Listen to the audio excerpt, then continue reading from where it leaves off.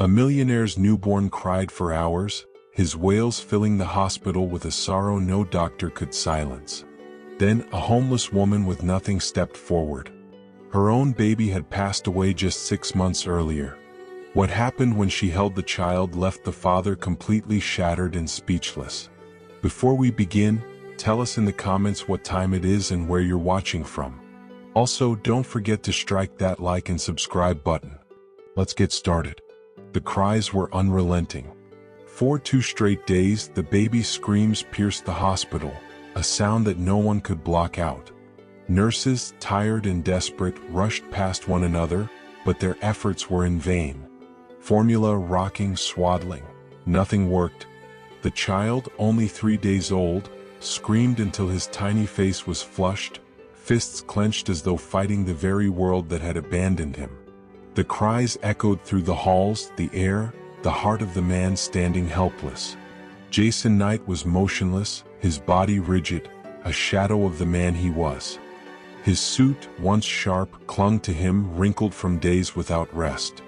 His tie hung loosely, his eyes empty, shoes scuffed from restless pacing. To the world, Jason was a titan, a billionaire built on cold ambition. But here, with his son crying for the mother he'd lost, he felt utterly exposed. Why is this still happening? Jason's voice cracked, breaking through the baby's desperate cries. His hand trembled, his jaw clenched. "You're supposed to be the best hospital." The nurse, with curly hair, shifted nervously as her stethoscope swayed, stepping closer. "Mr. Knight, we've tried everything. His vitals are stable. He's eating, breathing, but..." She paused, her voice catching. "He's grieving." Jason's eyes shot to her, a mix of rage and disbelief flooding his face. He's a baby. He doesn't even know what that means. But deep inside he recognized the truth. 2 days before, Amelia, his wife, the woman who had softened the rough edges of his world, had slipped away due to complications after giving birth. Her laugh, her voice, her warmth, gone in a moment that no amount of wealth could change. Now all Jason had left was this child. A child who cried as if his tiny body already felt the absence. A younger nurse, speaking softly, added, "Babies know, sir. They feel what's missing." Jason's fists tightened. He wanted to scream, demand they find a solution, some cure, some way to end the pain. But when he turned to the glass crib, his legs almost gave way. His son thrashed, tiny arms flailing, mouth wide in endless sorrow. The sight tore through him. He would have traded every ounce of wealth, every skyscraper, every contract, just to silence that cry. But no amount of money could buy peace. The hallway felt suffocating, the sound of the baby's cries filling the air, relentless and raw. Doctors in dark scrubs stood powerless. Visitors turned their eyes away, unable to watch. The sound was primal, as if the child's grief was reaching across an unbridgeable distance. Jason sank into a chair, his face buried in his hands. His voice was a broken whisper, jagged with pain. "He'll cry himself to death." The curly-haired nurse knelt beside him. "No, sir. He'll survive, but he won't stop. Not until he feels what he's lost. Not until someone..." Her voice faltered. "Someone gives back what's been taken." Jason's head shot up, eyes bloodshot. "Don't say that," he hissed, but his lips betrayed him, trembling.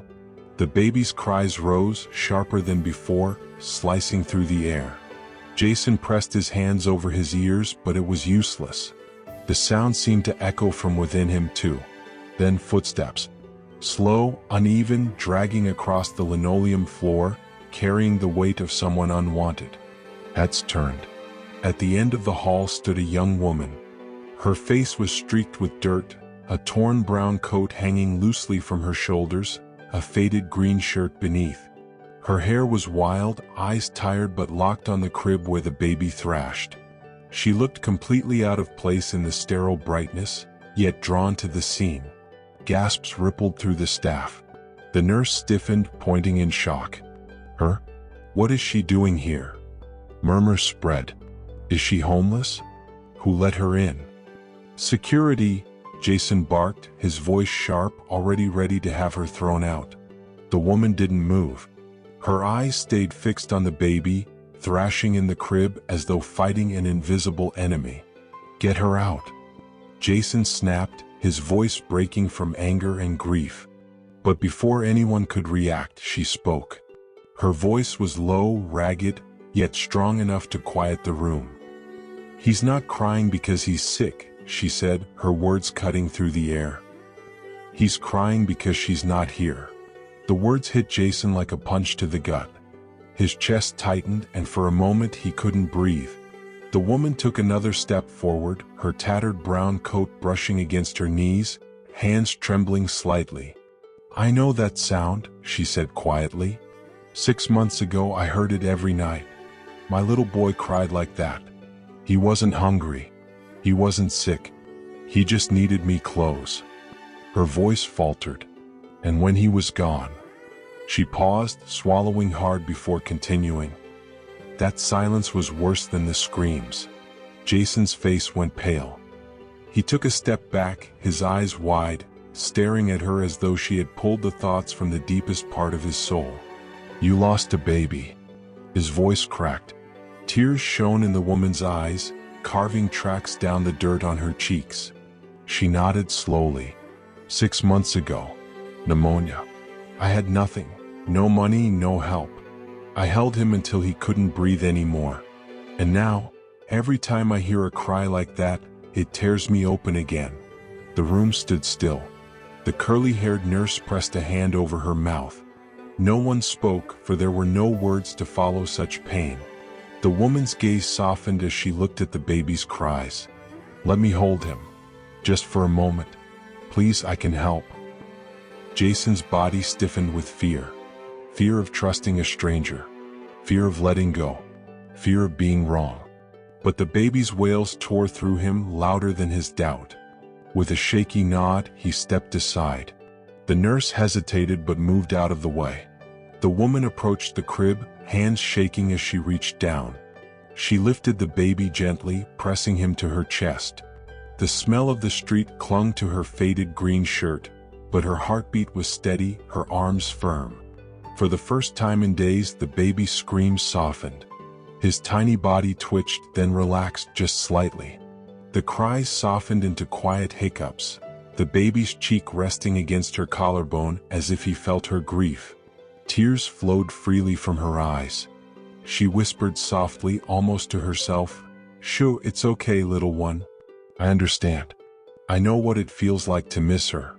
I know the ache of wanting her back." Jason's legs nearly buckled. He pressed a hand to the wall, chest rising and falling as he watched. All his wealth, his empire, the power he had fought for, it couldn't comfort his son. But this woman, consumed by sorrow, could. After a moment, she turned to face him, her arms tightening around the child once more before she gently handed him over. "He doesn't need a miracle," she said softly. "He just needs to feel he's not alone. Hold him so he knows you're here." Jason wrapped his son in his arms, pulling the tiny body close. The boy whimpered, then settled into soft hiccups, his fists slowly unclenching. Jason's tears fell freely, soaking into his son's hair. He looked at the woman again, his throat tight with emotion. Her eyes were swollen, but it was the heaviness behind them that caught Jason's attention. A mother who had comforted another child because she could no longer soothe her own. His lips quivered. "You lost him just 6 months ago?" She nodded, silent, her chin trembling. The weight of her loss crushed him. He had nearly turned her away, almost written her off as insignificant. But she had saved his son, if only for a brief moment, with a love she would never again give her own child. His voice cracked, low but genuine. "I'm sorry for your loss." The woman's eyes widened. For the first time in months, someone had said those words to her, not with pity or judgment, but with raw honesty. In that sterile hallway, 2 lives from entirely different worlds were bound by the same grief. A child's cry, forever reaching for what was lost. What would you do if this were your child? Don't scroll past. Share this with someone who needs to hear it. Leave your thoughts in the comments. Hit like if this moved you and subscribe for more powerful true stories.